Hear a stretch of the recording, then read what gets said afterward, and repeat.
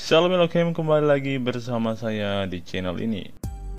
Terima kasih buat semua teman-teman yang selalu mendukung perkembangan channel ini dengan cara like, komen, dan subscribe. Pada kesempatan kali ini kita akan bersama-sama menyimak sebuah kisah yang sangat menarik untuk kita bukakan kepada publik, di mana ada seorang pembesar Hamas yang meninggalkan Islam karena beberapa faktor berikut ini. Mari kita simak bersama-sama isi artikel yang satu ini. Dilansir oleh sindonews.com dengan judul Kisah Putra Pendiri Hamas Membelot ke Israel dan Keluar dari Islam. Kira-kira bagaimana kisah anak Hamas ini sampai meninggalkan Islam? Begini dia isi kisahnya secara lengkap. Mossab Hassan Yosef, nama pria Palestina ini. Dia adalah seorang putra salah satu pendiri Hamas, Sheikh Hassan Yosef, namun membelot menjadi agen Israel selama satu dasawarsa sebelum akhirnya kedoknya terbongkar. Dijuluki Green Prince atau Pangeran Hijau, Yosef lahir di Ramallah pada 5 Mei 1978. Dia berkhianat dengan menjadi agen Shin Bet, Dinas Keamanan Dalam Negeri Israel, dari tahun 1997 hingga tahun 2007. Bagi Shin Bet, sang Pangeran Hijau adalah sumber paling berharga dalam kepemimpinan Hamas. Yosef rajin memasok informasi ke dinas tersebut yang mencegah banyak serangan bunuh diri dan pembunuhan warga Israel. Informasi dari mulutnya pula yang membuat Shin Bet berhasil membongkar banyak sel Hamas dan membantu pasukan Israel memburu banyak militan Gaza. Bahkan, pula Yosef berujung pada pemenjaraan ayahnya sendiri, Sheikh Hassan Yosef. Tidak hanya pengkhianat total, sang Pangeran Hijau juga keluar dari agama Islam alias murtad. Pada tahun 1999, Yosef masuk Kristen. Kemudian pada tahun 2007, dia pindah ke Amerika Serikat. Dia mengajukan suaka politik di negeri Paman Sam, dan permohonannya dikabulkan pada tahun 2010 setelah rutin menjalani pemeriksaan latar belakang. Setelah hidup enak di Amerika, Yosef menerbitkan autobiografinya Son of Hamas pada Maret 2010. Kita masuk kepada inti dari pembahasan kita hari ini. Alasan putra pendiri Hamas membelot ke Israel. Mossab Hassan Yosef merupakan anak sulung dari 5 bersaudara laki-laki dan 3 saudara perempuan. Seperti kebanyakan anak-anak Palestina, Yosef tumbuh dengan bercita-cita menjadi pejuang yang melawan Israel, yang bagi Palestina adalah penjajah dan penindas. Yosef ditangkap pasukan Israel pertama kali pada usia 10 tahun, yakni selama Intifada pertama. Si Yosef kecil ditangkap gara-gara melempar batu ke arah pemukiman Israel. Sejak itu, ditangkap dan dijebloskan ke penjara berkali-kali oleh Israel menjadi kebanggaan baginya. Perlawanan pada Zionis Israel itu membuat Yosef dipandang sebagai sosok yang layak mewarisi kepemimpinan Hamas. Alih-alih jadi pewaris Hamas, pendirinya goyah ketika dia mendekam di penjara Megiddo pertengahan tahun 1990-an. Di penjara Israel itulah dia menyaksikan narapidana Hamas memimpin kampanye brutal selama setahun untuk menyingkirkan orang-orang yang dianggap sebagai anti-Zionis Israel. Selama waktu itu, Hamas menyiksa dan membunuh ratusan tahanan. Katanya dalam sebuah wawancara dengan New York Post, mengingat kenangan yang jelas tentang jarum yang ditusukkan di bawah kuku jari dan tubuh yang hangus dengan plastik terbakar. Banyak dari mereka, jika tidak semua, tidak ada hubungannya dengan intelijen Israel. Saya tidak akan pernah melupakan teriakan mereka, lanjut Yosef. Saya mulai bertanya pada diri sendiri, bagaimana jika Hamas berhasil menghancurkan Israel dan membangun negara? Apakah mereka akan menghancurkan rakyat kita dengan cara ini?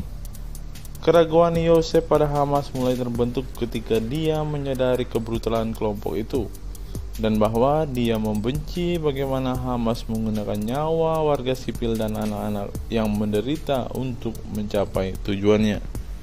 Yosef ditahan oleh agen Sinbad pada tahun 1996. Saat di penjara, dia terkejut dengan interogasi Sinbad yang dianggap manusiawi jika dibandingkan dengan bagaimana para agen Hamas menyiksa tersangka kolaborator yang dipenjara. Dia akhirnya memutuskan untuk menerima tawaran Sinbad untuk menjadi informan. Karirnya sebagai agen Sinbad dimulai dengan pembebasan dari penjara tahun 1997. Julukan Pangeran Hijau yang melekat padanya sebenarnya merujuk pada penggunaan warna bendera kelompok Hamas dan silsilah di organisasi Hamas. Banyak informasi telah membantu Sinbad mencegah puluhan serangan bom bunuh diri dan upaya pembunuhan terhadap orang-orang Yahudi Israel.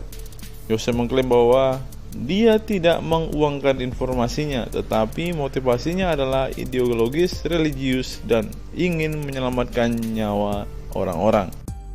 Untuk menggagalkan kecurigaan Hamas pada Yosef, Sinbad melakukan upaya penangkapan, memberitahu pasukan pertahanan Israel untuk melancarkan operasi untuk menangkapnya, dan kemudian memberikan informasi intelijen yang memungkinkan dia untuk melarikan diri pada menit terakhir. Setelah itu, dia bersembunyi untuk melanjutkan sisa-sisa karirnya. Yosef mengatakan dia memberikan intelijen hanya dengan syarat bahwa target tidak akan dibunuh tetapi ditangkap. Hal ini menyebabkan penahanan beberapa pemimpin penting Israel, termasuk Ibrahim Hamid, seorang komandan Hamas di tepi barat, dan Marwan Barghouti. Juga Yosef mengklaim telah menggagalkan rencana tahun 2001 untuk membunuh Shimon Peres, Menteri Luar Negeri, dan kemudian menjadi Presiden Israel. Judul besar kedua yang akan kita simak secara bersama-sama adalah Putra Pendiri Hamas Keluar dari Islam. Ini adalah sesuatu hal yang sangat menarik yang wajib kita simak bersama agar kita semua juga dapat belajar dan dapat menceritakan cerita ini kepada orang-orang yang sangat-sangat membutuhkan Tuhan di luar sana. Menurut pengakuannya, Yosef bertemu dengan seorang misionaris Inggris pada tahun 1999 yang mengenalkannya pada agama Kristen. Antara tahun 1999 dan tahun 2000, Yosef secara bertahap memeluk agama Kristen. Pada tahun 2005, dia diam-diam dibaptis di Tel Aviv oleh seorang turis Kristen yang tidak dikenal. Dia meninggalkan tepi barat menuju Amerika Serikat pada tahun 2007 dan tinggal beberapa lama di San Diego, California, di mana dia bergabung dengan gereja Jalan Barabas. Pada Agustus 2008, Yosef secara terbuka mengungkapkan kekristenannya dan meninggalkan kepemimpinan Hamas dan Arab, sehingga membahayakan dirinya sendiri dan mengekspos keluarganya di Ramallah untuk dianiaya. Yosef juga mengklaim bahwa tujuannya adalah untuk membawa perdamaian ke Timur Tengah. Dia berharap untuk kembali ke tanah airnya ketika ada perdamaian. Saudara laki-laki Yosef, Wawis mencela laporan tentang aktivitasnya dengan mengatakan itu penuh kebohongan, semuanya bohong. Wawis juga mengungkapkan bahwa kontak terakhir antara keluarganya dan Yosef terjadi lebih dari setahun sebelum berita tentang spionasenya muncul. Yosef saat berada di penjara Israel tidak lagi mengakui putranya karena menjadi mata-mata Israel. Laporan Haaretz tentang Yosef dijelaskan oleh anggota parlemen Hamas, Musir Al-Masri, sebagai perang psikologi yang dilancarkan terhadap rakyat Palestina itu tidak pantas ditanggapi. Yosef pernah diancam dideportasi dari Amerika Serikat karena pernyataan dalam bukunya tentang bekerja untuk Hamas ditafsirkan sebagai memberikan dukungan material kepada organisasi teroris yang ditunjuk Amerika Serikat. Yosef menjelaskan bahwa maksud pernyataannya adalah untuk melemahkan kelompok Hamas.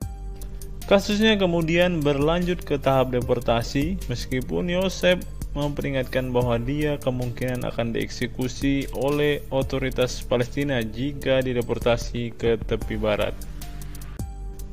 Pada 24 Juni 2010, pejabat Sinbad Gonen Ben Itzhak yang selama 10 tahun bekerja dengan Yosef dengan nama samaran Loai mengungkapkan identitasnya sendiri untuk bersaksi atas nama Yosef di sidang imigrasi di San Diego.